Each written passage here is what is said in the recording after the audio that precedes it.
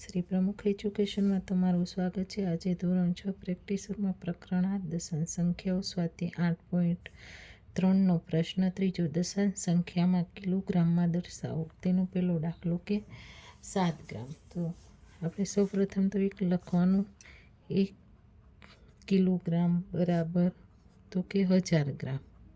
તો આપણી પાસે કેટલા છે તો કે 7 ગ્રામ બરાબર તો કે આપણે 7ના છેદમાં કેટલા લખવાનું તો કે 1000 બરાબર છે। 1000 આપણે શું લખવાનું તો કે 1000 આને કિગ્રા બરાબર છેદમાં લખ્યા એટલે આપણી પાસે કિગ્રા થઈ ગયા।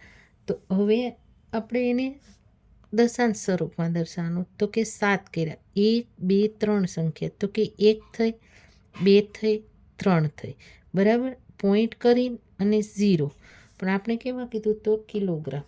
તો અહીંયા આપણે લખવાનું કિલોગ્રામ બરાબર। તેવી રીતે પ્રશ્ન બીજો, એમાં 17 ગ્રામ। તો 1 કિગ્રા બરાબર 1000 ગ્રામ। પછી આપણી પાસે 17 ગ્રામ છે તો 17ના છેદમાં 1000 કિગ્રા, કિગ્રા એટલે કે કિલોગ્રામ। પાછું આપણે શું કરવાનું તો કે 17 પાછા 1 2 3 પોઈન્ટ કરી 0, તો એ શું આવ્યું તો કે કિલોગ્રામ। તેવી રીતના 24, તો બધામાં જ આપણે આ સેમ લખવાનું કે 1 કિગ્રા બરાબર 1000 ગ્રામ। તો અહીંયા 24 ગ્રામ છે બરાબર 24ના છેદમાં 1000 કિગ્રા। 24 1 2 3 સંખ્યા થઈ અને 0 બરાબર આપણી પાસે કેટલા મળ્યા તો કે 0.024 કિલોગ્રામ બરાબર। તેવી રીતના 162 ગ્રામ।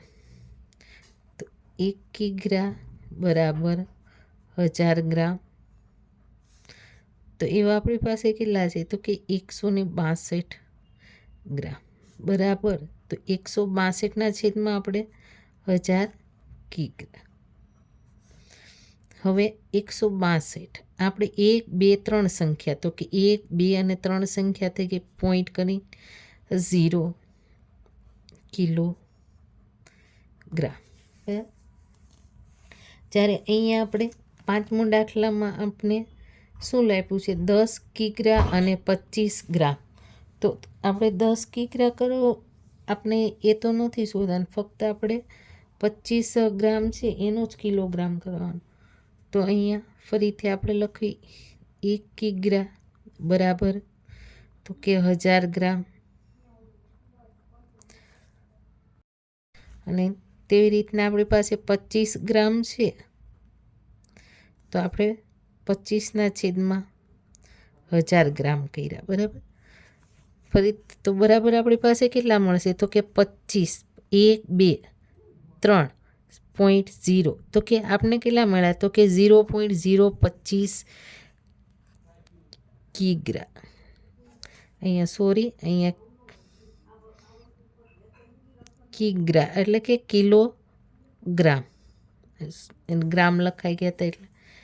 તો અહીંયા મળ્યા તો હજી આપણી પાસે કેટલા કિગ્રા છે તો કે 10, અને આપણે કેટલા મળ્યા ગ્રામ હતા એના કિગ્રા કર્યા તો કે 0.025।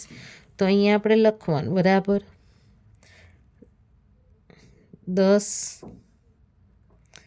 કિગ્રા વત્તા આના કેટલા આવ્યા તો કે 0.025 કિગ્રા। તો આપણી પાસે કેટલા ટોટલ થાય તો કે 10.025 કિગ્રા એટલે કે કિલોગ્રામ, એટલે આપણે આ મળી ગયું। તેવી રીતના આપણે દાખલા નંબર 6માં તો કે એમાં પણ અહીંયા કિલોગ્રામ છે, એને કંઈ નથી કરવાનું, ફક્ત આપણે 9 ગ્રામ છે એને જ કરવાનું। તો અહીંયા લખવાનું 1 કિગ્રા બરાબર 1000 ગ્રામ છે, એવા આપણી પાસે 9 ગ્રામ છે તો કે 9ના છેદમાં 1000 કિગ્રા બરાબર 9, તો કે 1 1 2 3, તો કે 1 2 અને 3 પોઈન્ટ આપને આટલા કિગ્રા મળ્યા. તો હજી આપણી પાસે કેટલા છે? તો કે બરાબર 613 કિગ્રા વત્તા આપણે કેટલા મળ્યા? તો કે 0.09 કિગ્રા. તો આ બંનેનો આપણે સરવાળો કરવાનો. તો કે 613 બરાબર 0.09, તો એ શું મળ્યું આપને? કિગ્રા. આવી રીતના કર્યા. હવે દાખલા નંબર 7, એમાં પણ સેમ જ કરવાનું. તો કે 1 કિગ્રા બરાબર 1000 ગ્રામ. તો આપણી પાસે કેટલા છે? તો કે 726 ગ્રામ બરાબર 726/1000 કિગ્રા. તો આપણે 726 1 2 3 પોઈન્ટ કર્યો 0, તો આપણે કેટલા મળ્યા? 0.726 કિગ્રા. ને આપણી પાસે કેટલા હતા? તો કે 8, તો માટે તો કે 8 કિગ્રા વત્તા 0.726 કિગ્રા.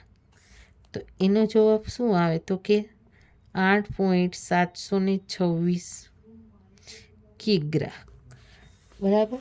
તો હવે આપણે 8 નંબર, એમાં પણ આવી જ રીતના કરવાનું કે 1 કિગ્રા બરાબર 1000 ગ્રામ,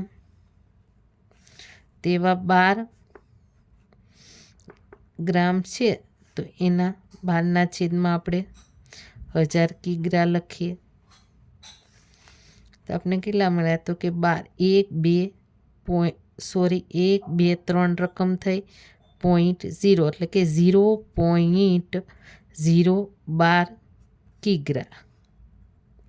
આપણી પાસે તો 47 તો કિગ્રા હતા જ, તો કે 47 બરાબર 47 કિગ્રા વત્તા 0.012 કિગ્રા. હવે કેટલા આવ્યા? તો કે 47.012 કિગ્રા.